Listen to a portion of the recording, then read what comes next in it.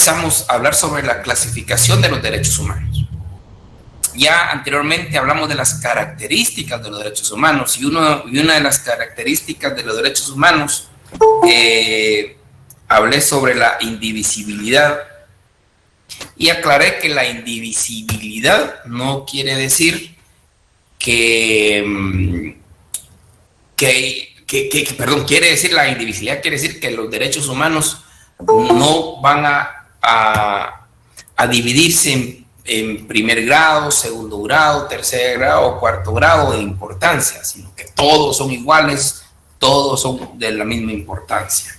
Y hablé también que no hay que confundir con la clasificación, y efectivamente los derechos humanos se han clasificado, pero es por el surgimiento que han tenido. Los derechos humanos no surgieron como están ahora de una sola vez, no, fueron surgiendo poco a poco, y de ahí viene la clasificación.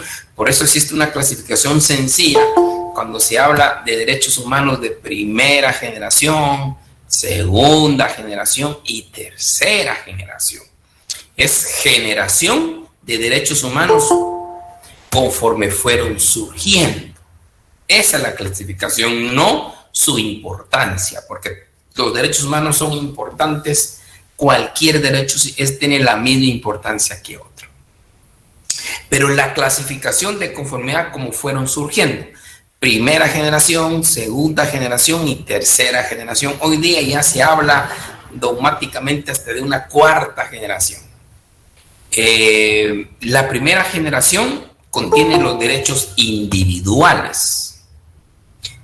Después viene la segunda generación y contiene los derechos colectivos. Y después viene la tercera generación que contiene los derechos de solidaridad. Esa es la clasificación.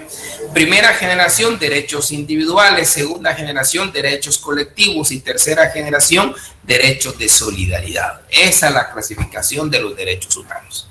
Ahora, pero más técnicamente, se habla de derechos humanos civiles y políticos, derechos humanos económicos, sociales y culturales, y derechos humanos de los pueblos o de solidaridad. Miren la clasificación técnica: derechos civiles y políticos, derechos económicos, sociales y culturales, y el derechos humanos de los pueblos o de solidaridad. Esa es la clasificación más técnica de los derechos humanos. Entonces, retomando esto, hacemos valer que derechos humanos, la clasificación de los derechos humanos. La primera generación que contiene los derechos individuales, que son los derechos civiles y políticos. Los de segunda generación son los que contienen los derechos colectivos, que se denominan técnicamente derechos económicos, sociales y culturales. Y en tercera generación estamos hablando los derechos de solidaridad, que son los derechos de los pueblos. Ahí está hablando de la tercera clasificación. Entonces, los derechos humanos, estamos hablando que son tres generaciones. La generación de los derechos civiles y políticos, que son los derechos individuales, estos parten del año 1776 en la Declaración del Buen Pueblo de Virginia. Ahí surgieron esos derechos individuales ya como los tenemos ahora contemplados. Y después viene la Declaración de los Derechos del Derecho del Hombre y del Ciudadano de 1789, la denominada Revolución Francesa, que eso a los franceses no muy les gusta, el saber que antes de ellos ya existía esa Declaración del Buen Pueblo de Virginia de 1776, que contiene estos derechos individuales, que contiene estos derechos civiles y políticos. Cuando hablamos de derechos civiles y políticos, ¿a qué nos referimos? Esos derechos civiles y políticos son esos derechos individuales. Para hacer un glosario de estos derechos individuales, estamos hablando de derecho a la vida, a la libertad, a la igualdad, a la tutela judicial efectiva que alarga la justicia, la seguridad integridad personal, el honor, la familia, la religión, la intimidad, la propiedad, la nacionalidad, el asilo, el derecho a petición, a la asociación, a la reunión, libertad de pensamiento y de expresión. También entra ahí el derecho de elegir y ser electo. Son derechos políticos. Por eso se habla de derechos individuales, que son los derechos civiles y políticos. Entonces, haciendo el desglose de esos derechos individuales para tenerlos presentes, porque estos también los encontramos en la Constitución. ¿Cuáles son el derecho a la vida, el derecho a la libertad, el derecho a la igualdad, a la tutela judicial efectiva, a la seguridad, a la integridad, al honor, a la familia? Es un derecho individual. Derecho a la religión, a la intimidad, a la propiedad también es un derecho individual, civil, derecho civil, nacionalidad, asilo, petición, el derecho a la asociación, a la reunión, el derecho a la libertad de pensamiento y la libertad de expresión. Son derechos individuales, derechos civiles y políticos, incluyendo esto el derecho de elegir y ser electo. Estos son los derechos humanos individuales, civiles y políticos. Este derechos civiles y políticos, como yo se los he dicho, es importante tomar en cuenta la finalización de la Segunda Guerra Mundial, donde ya les he expuesto que es muy importante tomar en cuenta hasta la Carta de San Francisco, donde desarrolló las Naciones Unidas. Y esos propósitos de las Naciones Unidas, los grandes propósitos de las Naciones Unidas, uno de los grandes propósitos de las Naciones Unidas es efectivamente el desarrollo de los derechos humanos. Y de ahí yo les he manifestado la Declaración Universal de los Derechos Humanos. Después de la declaración, que vamos a ver más adelante, el conflicto que existió, se promulgó dos grandes pactos internacionales, pactos universales. Y uno de ellos es el Pacto Internacional ¿de qué? De derechos civiles y políticos. Mire qué interesante. De derechos civiles y políticos. Así se llama el pacto.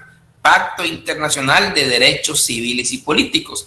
Esto se consolidó en el año 1966 y entró en vigencia en el año de 1976. Estos derechos individuales, técnicamente denominados derechos civiles y políticos, son los primeros derechos que tenemos los contemplados en la propia Constitución. Los primeros artículos, como ya les dijimos, ahí están contemplados todos los derechos individuales, todos los derechos civiles y políticos.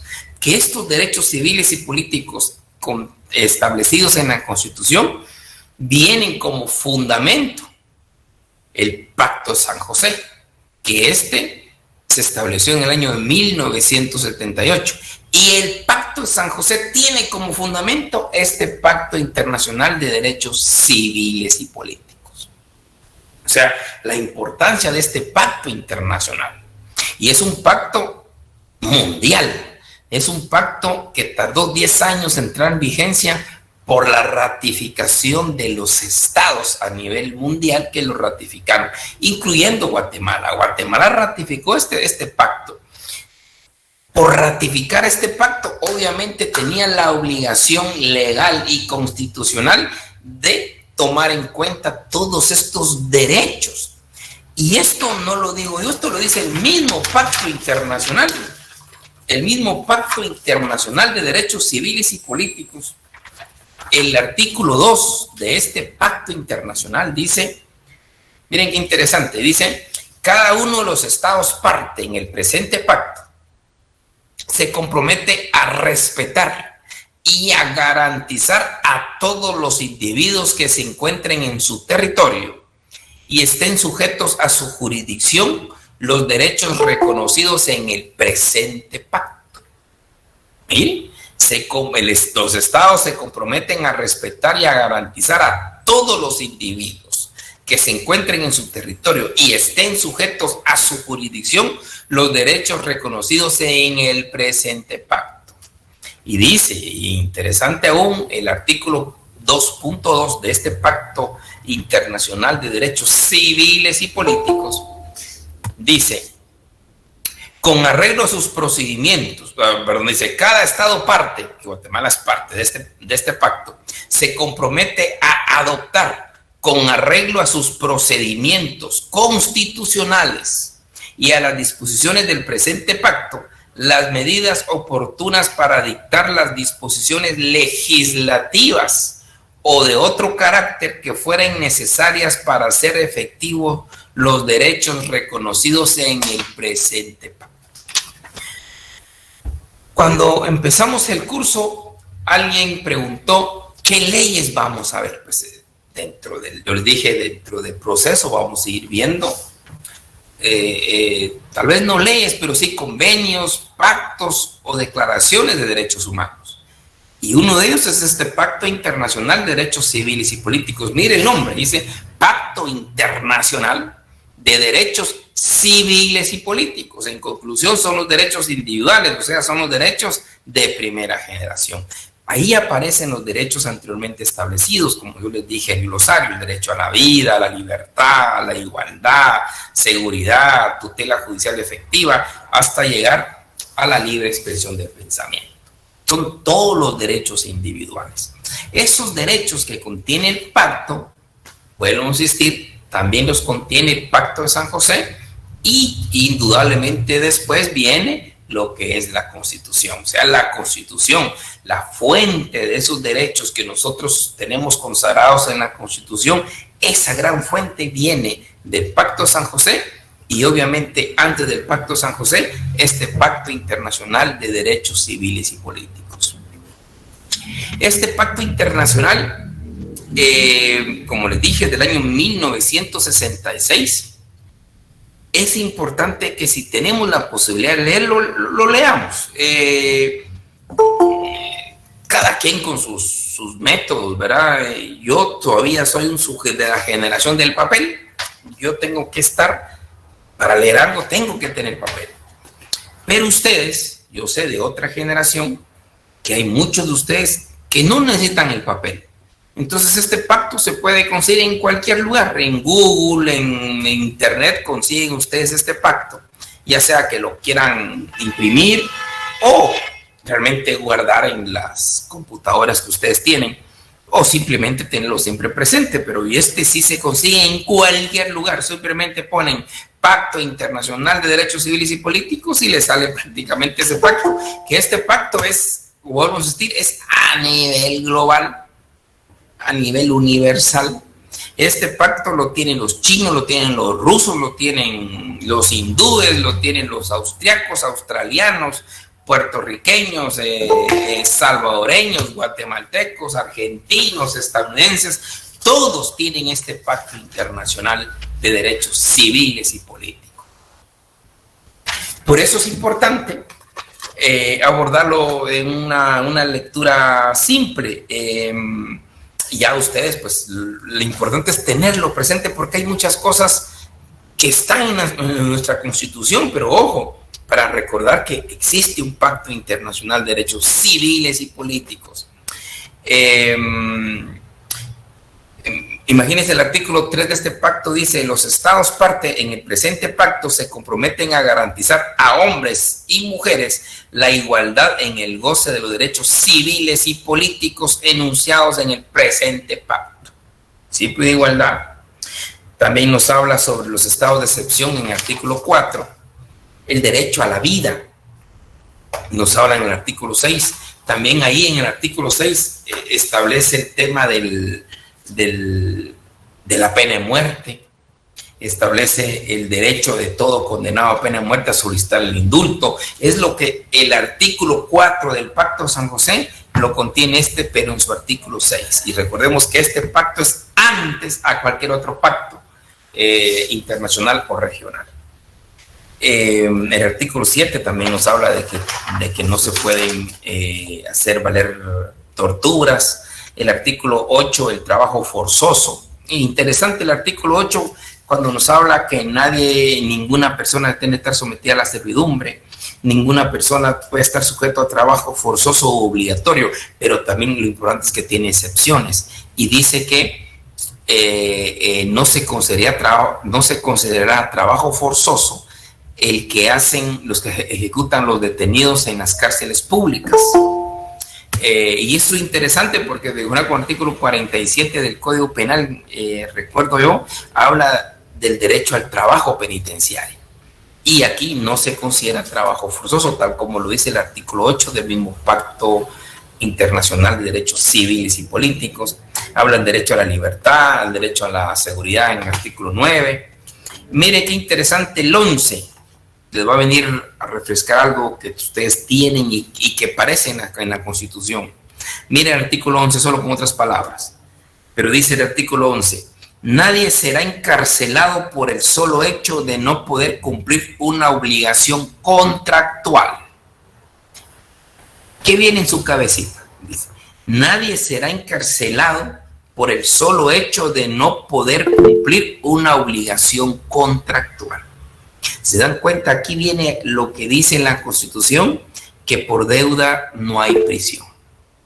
Excelente, así es. Por deuda no hay prisión. Y esto lo dice, lo dice la Constitución con nuestras palabras, pero esto ya lo decía el Pacto el Pacto Internacional de Derechos Civiles y Políticos. Desde el año 66 ya se consideró, ese es un límite al Estado para encarcelar a personas por deudas. Pero es un derecho humano establecido en el Pacto Internacional de Derechos Civiles y Políticos. El artículo 12, la libertad de locomoción. El artículo 14, todo lo que es la tutela judicial efectiva. Todos los derechos que trae consigo la tutela judicial efectiva. Ya lo señala el artículo 14 del Pacto Internacional de Derechos Civiles y Políticos. El Pacto de San José lo tiene en el 7.8. Miren lo que es el principio de legalidad, establece en el artículo 15, legalidad penal, donde dice, nadie será condenado por actos u omisiones que en el momento de cometerse no fueran delictivos, según el derecho nacional o internacional. Es interesante el principio de legalidad. Y dice, si con posterioridad a la comisión del delito la ley dispone la imposición de una pena más leve, el delincuente se beneficiará de ello. Esa es la retroactividad in bonam parte. O sea, todo lo que nosotros estamos viendo aquí, lo que lo estamos aprendiendo, recordemos que muchos de esos aspectos están ya contenidos en el Pacto Internacional de Derechos Civiles y Políticos. El derecho a la intimidad, el artículo 17, el de la expresión de pensamiento, artículo 19, y así están todos los derechos individuales, el derecho a la reunión, artículo 21, a la asociación, artículo 22, a la familia, artículo 23, a la igualdad, el artículo 26, el derecho consuetudinario, lo tenemos en el artículo 27, y algo importante, el artículo 28 en adelante, ahorita voy a don Andy, perdone, en el artículo 28 en adelante contiene el Comité de Derechos Humanos. El tema del comité lo vamos a ver más adelante como órganos de las Naciones Unidas que velan la protección de los derechos humanos, pero es importante.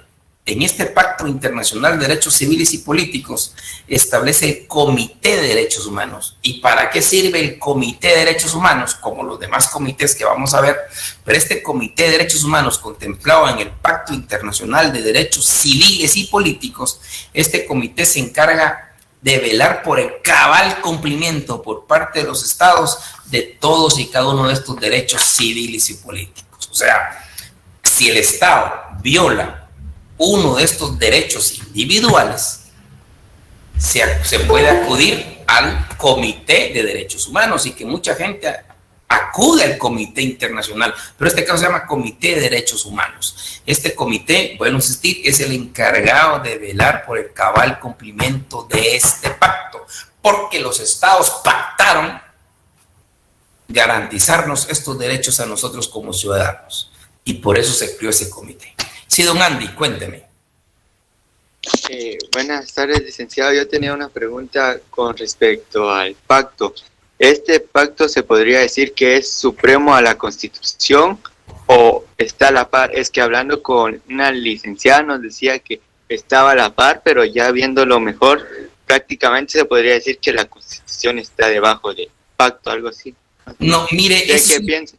No, ese es un tema que lo vamos a abordar cuando hablemos sobre el artículo 46 de la Constitución. Yo no le quiero emitir ahorita la postura. Yo creo que esto ya, tal vez la semana ya miramos esto, el tema de la internacionalización de los derechos humanos y especialmente el artículo 46, cuando el artículo 46 textualmente nos dice que los tratados internacionales en materia de derechos humanos tienen preeminencia sobre derecho interno. Por eso es un tema que lo vamos a abordar, don Andy. No se preocupe, no quiero narrar ahorita algo que vamos a ver y que lo vamos a discutir, porque este tema que usted plantea es una discusión que se ha dado de años. La misma CC no ha tenido un criterio, a mi parecer, favorable, pero lo vamos a ver, no se preocupe, lo vamos a ver. Pero interesante que lo tenga en mente.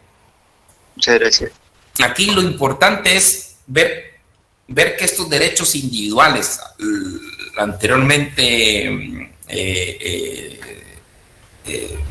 indicados, desde derecho a la vida hasta donde hemos visto derecho a la libre expresión, están contenidos en un pacto internacional, de derechos humanos.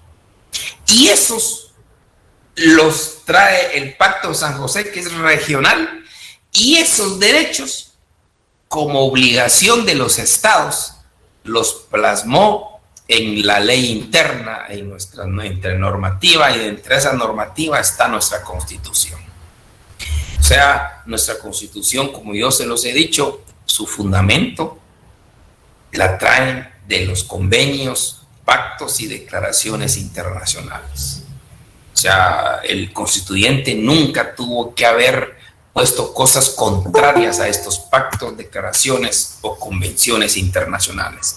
Esto ya es una obligación de Estado. Por eso, cuando hagamos valer nuestros derechos individuales, recordemos que existe la Constitución. Antes de la Constitución existe el Pacto San José, y antes del mismo Pacto San José existe este Pacto Internacional de Derechos Civiles y Políticos. Por eso es muy importante tomar en cuenta esto, que existen estas normativas internacionales. No solo nos fundamentemos en las leyes ordinarias, ni solo en la Constitución, sino también nos podemos fundamentar en estos pactos internacionales.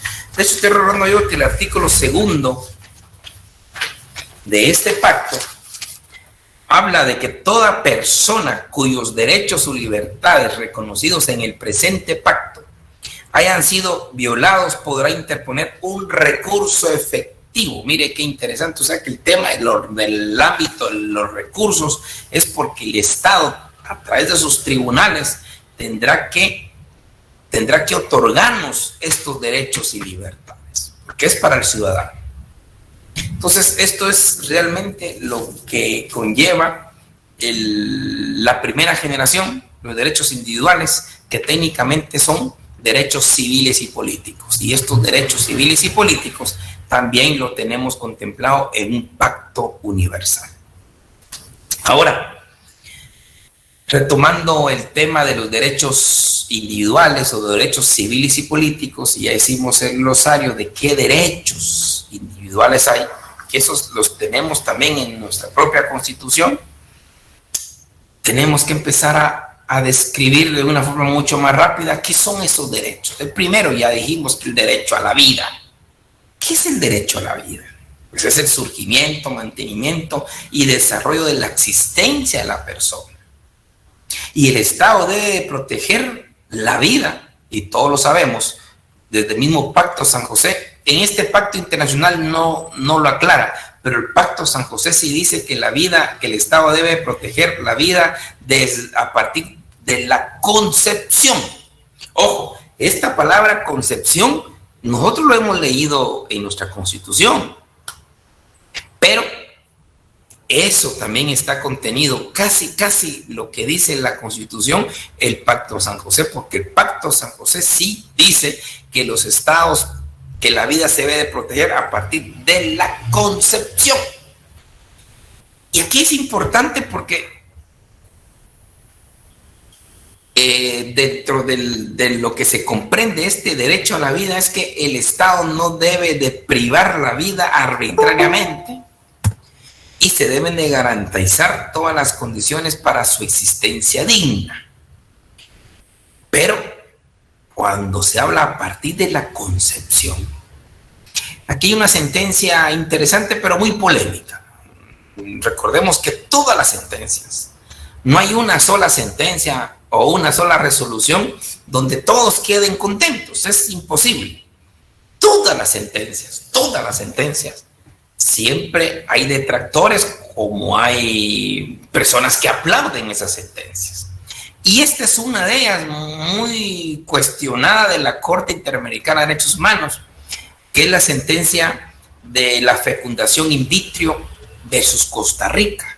Es un tema bien bonito dentro de las sentencias que vamos a buscar.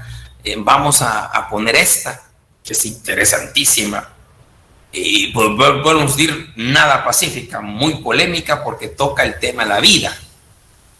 Y aunque en nuestro conocimiento tengamos claro qué es la concepción, porque si les pregunto a ustedes ahorita, ¿qué es la concepción? Inmediatamente todos o la inmensa mayoría me va a responder, bueno, es cuando se fecunda el óvulo, cuando el esperma llega al óvulo. Eso es lo que nosotros tenemos y no hay discusión. Lo reafirmamos técnica, científica y religiosamente. Pero es importante en estos casos abrir más el conocimiento, y aquí me viene en mente algo que Klaus Roxin escribió ya hace algún tiempo sobre el tema de la vida, interesantísimo, y él empieza a hablar sobre las teorías de la anidación. Y cuando leo esta sentencia de la Corte Interamericana de Derechos Humanos, que ustedes la van a leer o la van a discutir, ahí resalta esa teoría. Porque ahí la Corte, y hablo de la Corte Interamericana de Derechos Humanos, que bueno, vamos a ver más con más profundidad, pero tenemos ya la noción que la Corte Interamericana de Derechos Humanos es el ámbito de justicia de derechos humanos a nivel regional. Entonces, la Corte, bueno, fue muy criticada por un bando, muy aplaudida por otro bando, como todas las resoluciones. Entonces, en esta sentencia dice la Corte Interamericana que se debe de entender por proteger la vida a partir de la concepción. Y ahí yo refresco un poco lo escrito por Klaus Roxin, y efectivamente cae que la vida en sí empieza a partir de la concepción y hay que proteger a partir de la concepción, pero la concepción la estira un poco hacia esa anidación. No es tanto el encuentro del óvulo con el esperma, sino que cuando existe una anidación dentro del útero, cuando el embrión se pega al útero, y esto pasa en 14 días. Miren qué interesante, estoy diciendo lo que dice la Corte Interamericana. El grupo que lea esto lo va a leer, y el que no, pues ustedes lo pueden buscar. Si las sentencias se consiguen aquí en Google, en cualquier lugar de las compus, se encuentran las sentencias, y ahí habla sobre el tema. Vuelvo a insistir, fue debatido técnica, científicamente, y llega a esa conclusión. Entonces, y ahí entra a lo que Roxin, recuerdo yo hace unos 15 años, tal vez leí esto, un folletito de los delitos de la vida humana dependiente e independiente, y saca el tema de la teoría de la anidación. Y ahora la Corte Interamericana de Derechos Humanos igual. Son debates que obviamente técnica y científicamente se hicieron, y ahí está en todos los apartados del pie de página cuántos técnicos, cuántos científicos, y con base en esto pues llegó a esa conclusión la Corte Interamericana de Derechos Humanos. Entonces, esa sería que la vida empieza a partir de la concepción, y que los estados, tanto a nivel internacional por parte del Pacto San José como la propia Constitución, protegen la vida a partir de la concepción. Lo que dio la Corte Interamericana es interpretar qué es concepción, ¿verdad? Y ahí entra el otro tema. Entonces, así como hay vida, pues la vida culmina, todos sabemos, con la muerte. Ahora la pregunta es, y que les abro la participación a ustedes, es ¿cuándo hay muerte? ¿Cuándo hay muerte? Ustedes ahorita en su derecho penal están estudiando los delitos donde entran los bienes jurídicos, en este caso protegen la vida humana dependiente y la vida humana independiente. Y el primer tipo penal que aparece es homicidio. Y en ese tipo penal dice el quien diere muerte a una persona o a otra persona. Quien diere muerte a otra persona. Preguntaron ustedes, muerte a una persona, ¿qué es muerte? ¿Cuándo? ¿En qué momento exacto se considera muerta una persona? Abro el espacio. ¿Quién quisiera participar?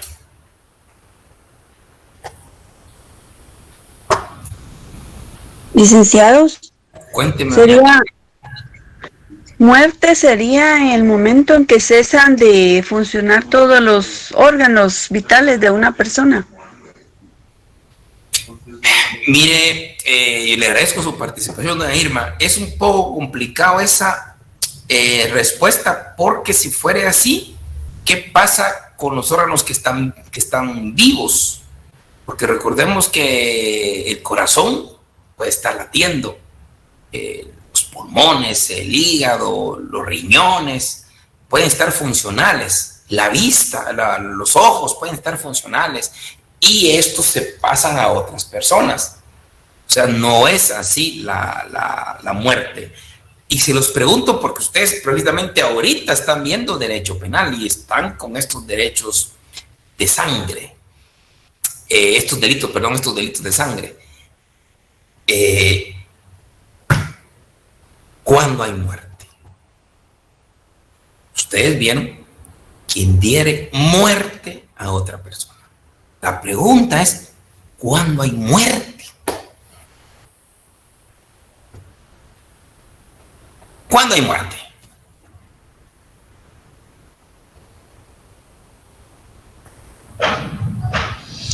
Cuando el cuerpo ya no posee ningún tipo de energía, el cual le proporcione vida directamente, porque el cuerpo en sí es pura energía.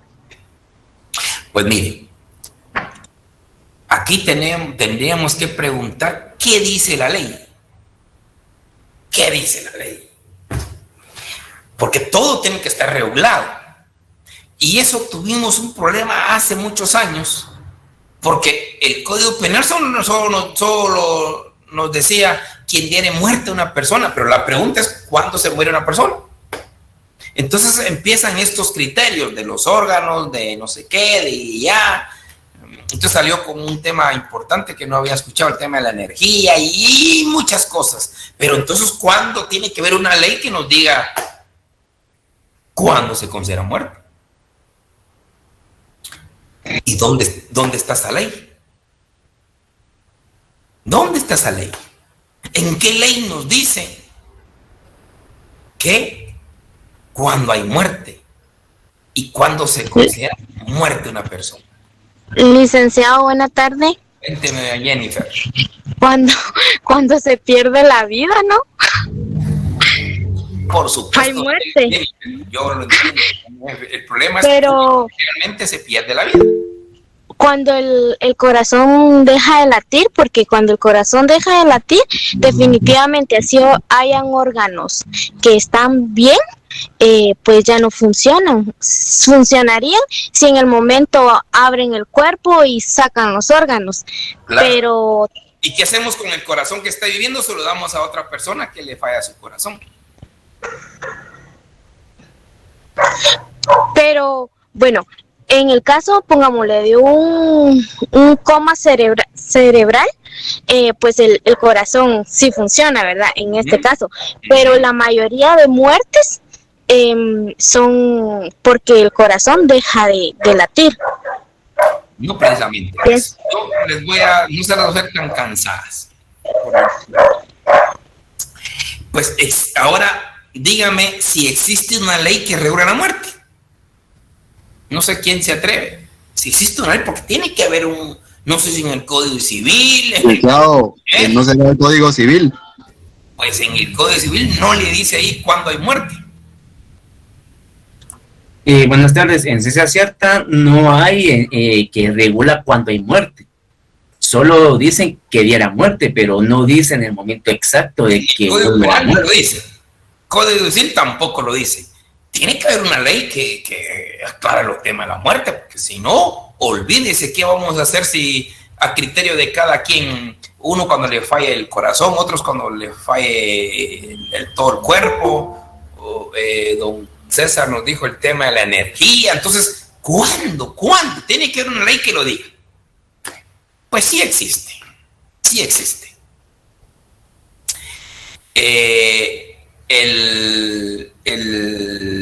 La ley establece, ahorita lo voy a decir yo en qué ley, que se da la muerte cuando existe la muerte cerebral.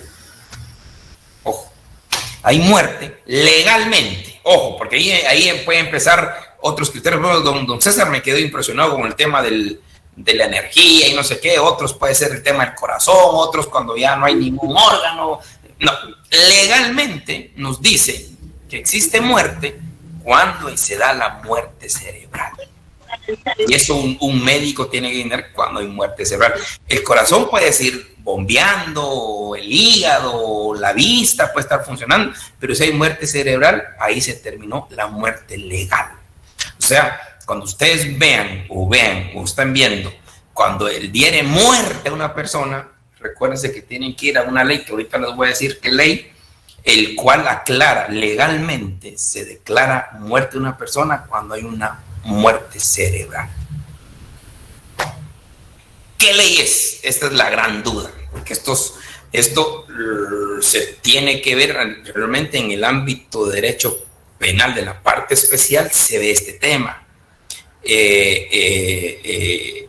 La muerte cerebral y qué ley aclara esto. Y la ley de donación de órganos. Esta ley, creo que es del año 96, determinó, hasta ahí tuvimos, porque teníamos ese problema.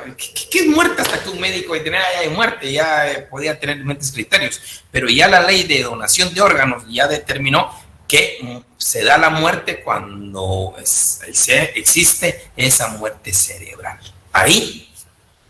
Es ahí donde la ley de órganos, de donación de órganos vino y determinó el tema de la facultad que tenemos todos de donar de hacer una declaración previa para donar los órganos cuando ya se dé la muerte cerebral.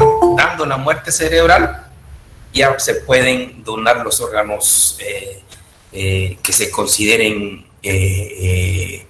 indispensables para otras personas que lo necesitan. Entonces, es importante tenerlo presente, ¿verdad? Yo sé que es parte de su formación y parte de su cultura jurídica que unifica aquí el derecho penal con el tema de derechos humanos, el saber que existe efectivamente lo que es la vida, cuando culmina la vida, y que existe una ley, como la inmensa mayoría de los países, que que se da la muerte con la muerte cerebral, y en nuestro medio lo regula la ley de donación de órganos. Muy bien, aparte de este tema que no es polémico, porque lo que faltaba era el tema de la regulación de la muerte, y aparece. En el tema del derecho a la vida hay dos temas polémicos, lo que es la eutanasia y el aborto. Yo quisiera escuchar sus opiniones, que son interesantes y se discuten, y son temas que en muchas universidades el primer día de curso empiezan a debatir de temas polémicos, y esos temas polémicos siempre están: la muerte, el aborto y la eutanasia.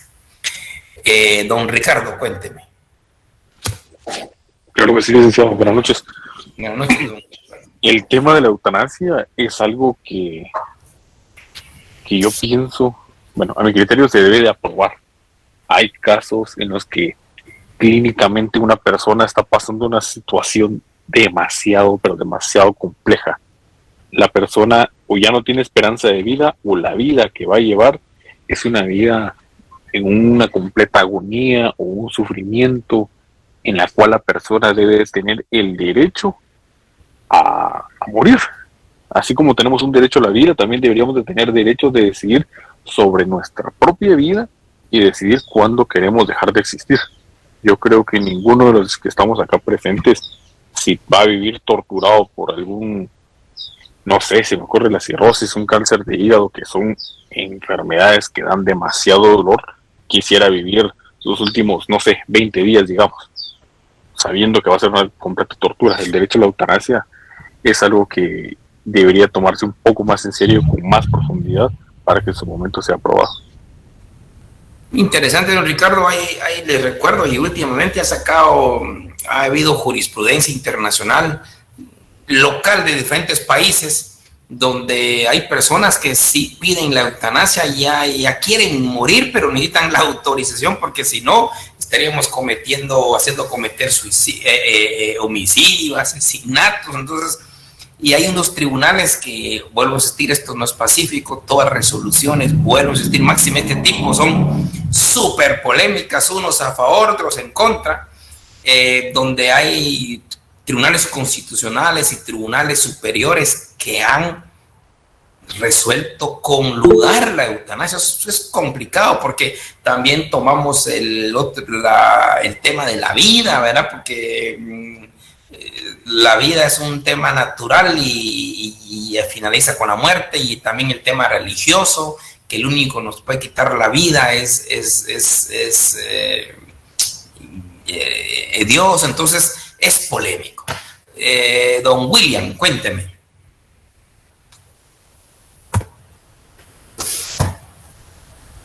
Don William.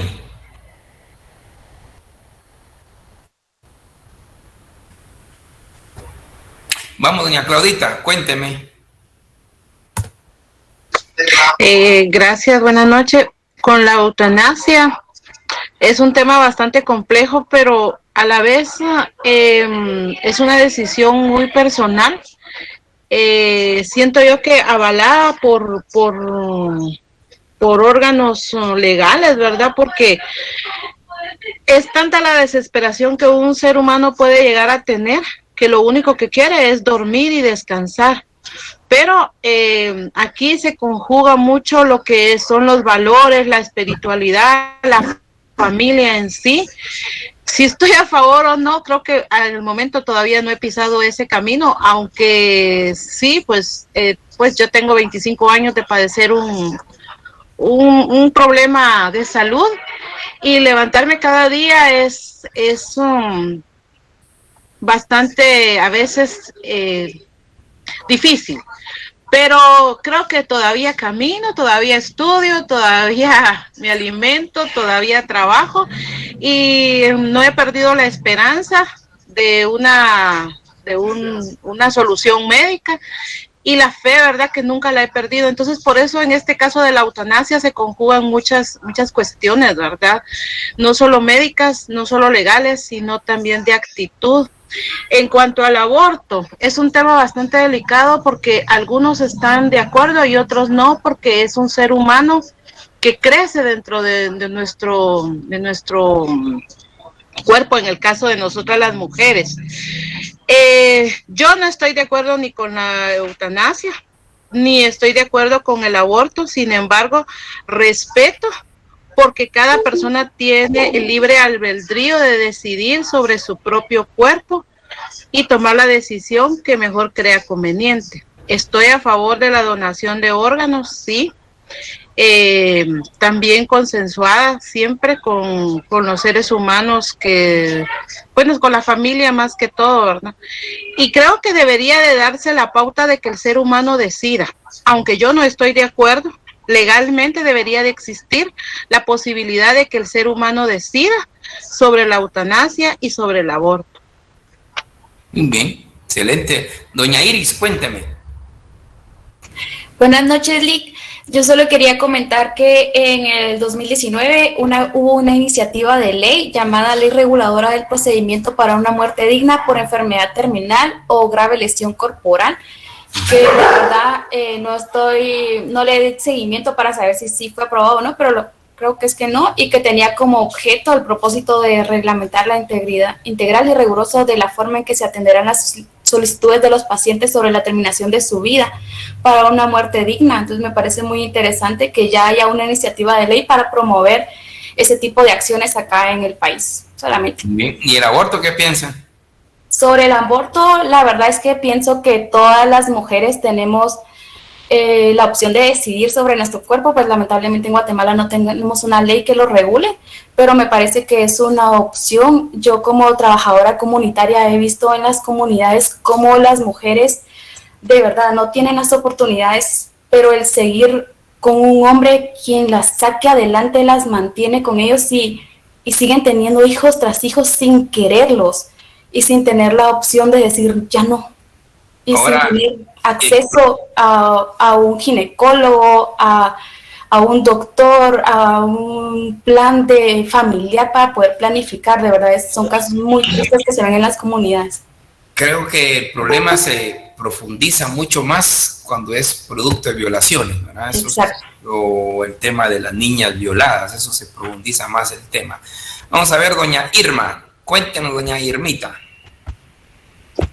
Sí, licenciado, con el tema del aborto solo quería comentar de una experiencia que de alguien pues que fue un muchacho que fue producto de una violación. Entonces yo ni sabía, hace unos días me enteré, pues ya que era él grande, pues falleció y me contaron a mí que su mamá había sido violada. El niño nació, sin embargo, la madre no tomó la decisión de aborto y toda la familia le brindó a él el cariño. Realmente era una persona muy amorosa, muy amable.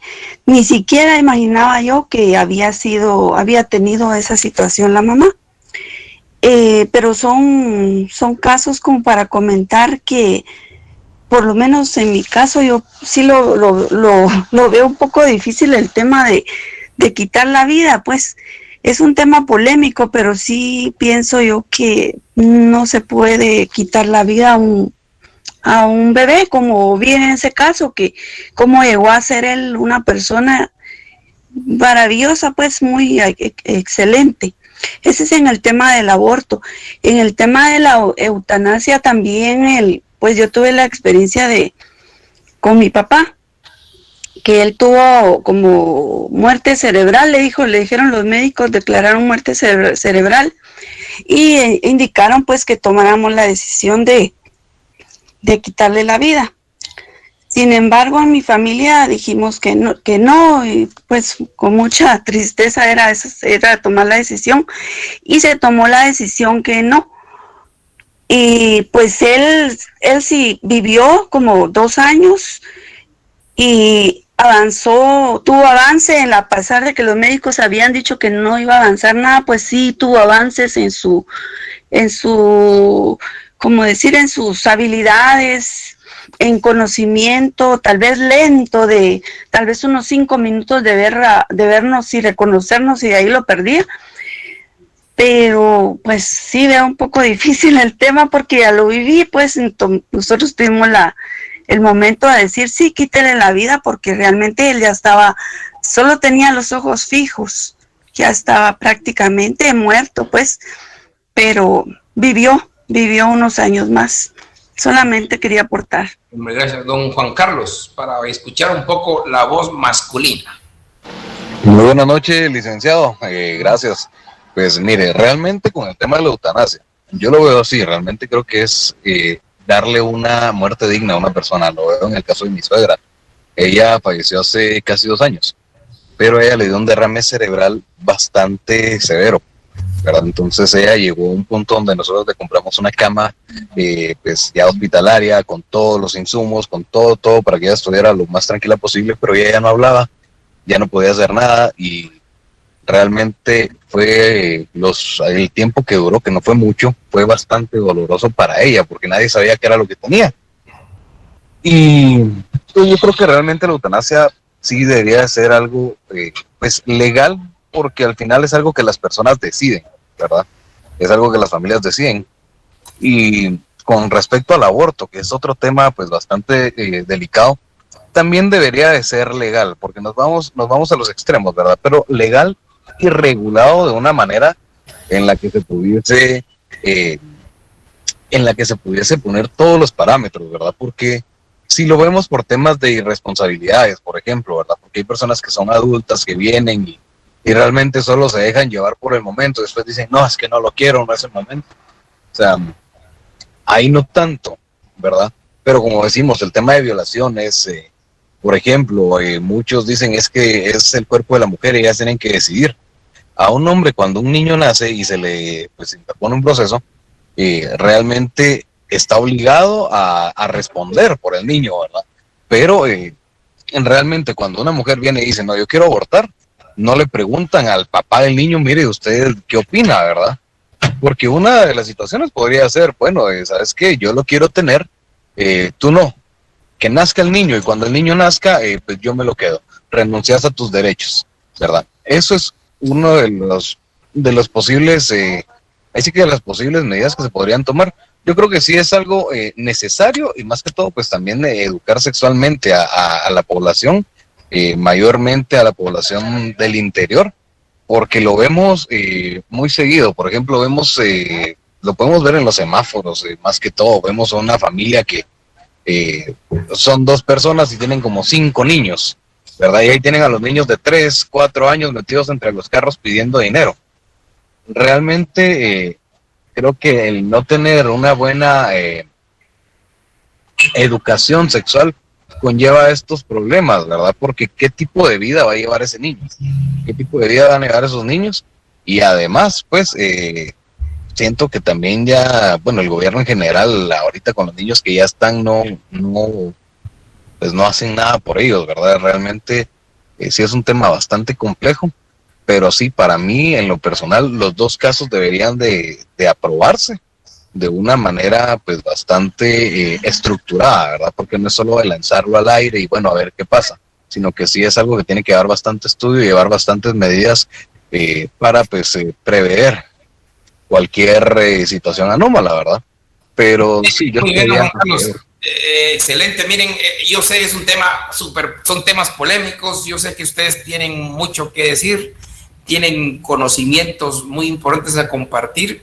Yo solo saqué estos temas por lo polémico que son, y es importante escucharlos. La última intervención, porque después quiero hablar sobre el tema del trabajo, es don David Valiente. Cuéntemenos, don David, cuéntenos. ¿Qué tal, licenciado? Muy buenas noches. Igualmente. Disculpe, tal vez no va al tema la pregunta, pero la verdad que el tema ahorita respecto a la universidad viola derechos totalmente. Quisiera saber cuál es su opinión respecto a lo que está ocurriendo en este momento, que toman la universidad, Mazariego llega a rector anómalamente, y cuál es la posición como claustro de los licenciados en este momento, porque la facultad en sí no se ha pronunciado para nada. Entonces, ¿cuál es el sentir de ustedes? Gracias. Mire, don David, la verdad, yo no le puedo expresar más allá de lo que estamos viendo ahorita en clase. Quizás eso lo podemos abordar en otra reunión. Pero ahorita me concentré más en el tema del derecho a la vida y estos temas polémicos que sí resalta mucho, y yo respeto su expresión de veras, y respeto cada uno como estamos hablando de derechos humanos, la libre expresión del pensamiento, y que es valedera y es importante hacerlo. Y los felicito en esto. Pero era para cerrar el capítulo del aborto y la eutanasia. Hay que recordar también dentro del aborto existen doctrinariamente cuatro tipos de aborto. Está el aborto eugenésico, el social, el ético y el terapéutico. Es importante ir profundizando en estos temas para ir agarrando en sí una conclusión. Hay países, incluyendo México, que ya se abordó ya legalmente el tema del aborto, como dijo don Juan Carlos, estructurado, ver temas ya más complicados, y quizás por esas legislaciones posiblemente evitan otros aspectos como las muertes en clínicas clandestinas, ¿verdad? Que eso también es a tomar en cuenta. Bien, jovenazos, yo lo que les quería apartar un poquito de tiempo era para ver si me tienen el dato de cuántos son los que integran esta aula a la sección D. ¿Cuántos? Porque con el número que ustedes me den, voy a hacer los grupos. Yo no voy a hacer los grupos los van a hacer ustedes de conformidad a su afinidad. Yo no me voy a involucrar en la afinidad de cada quien, sino lo único que quiero es ver el número total de alumnos. Ya con el número total de alumnos yo voy a fijar el número de grupos y el número de integrantes de cada grupo. Hasta ahí, ya ustedes por afinidad tendrán que ubicarse en los grupos.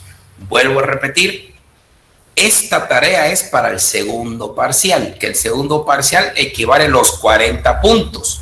Y dentro de esos 40 puntos constituye la investigación de la sentencia, los 3 puntos que voy a dar que se tienen que investigar y exponer frente a todos nosotros en pocos minutos esa sentencia.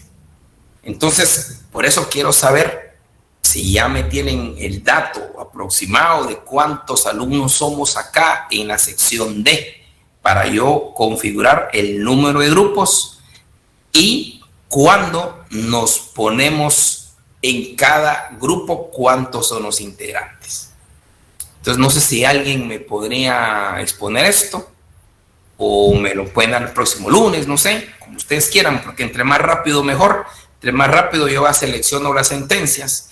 No solo sentencias que han habido contra el Estado de Guatemala, sino también sentencias contra otros estados, como la que les dije de la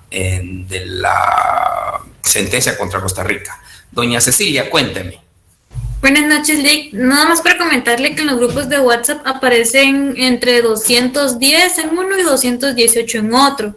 Okay. Pero realmente a clase casi siempre el numerito es nada más de 120 a 150. Sí, eso suele pasar, ¿verdad? Hay que recordar, que hay compañeros que trabajan o compañeros que tienen una dificultad, que esto a todos nos pasa, por eso es que no se logran conectar todos.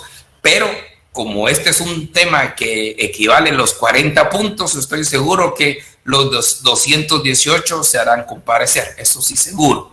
Y uno tiene que respetar también la problemática que pueden tener en conectarse. Hay diferentes situaciones. Yo que soy de jornada nocturna, no solo como estudiante, sino como profesor, les puedo garantizar que en clase se miran unos 70, 80, 100 estudiantes, pero en el examen llegan los 200, eso siempre nos ha pasado. de eso no tiene uno, al menos a mí no me da problema esto. Entonces estamos hablando de un aproximado de 218 en la sección D. Entonces ya con esto yo me tengo ya la idea formada de cuántas sentencias voy a dejar. Sí, don David, cuénteme. Don David. Don David, valiente. Perdón, licenciado, se activó. Ah, ok, no se preocupe, don David, no se preocupe.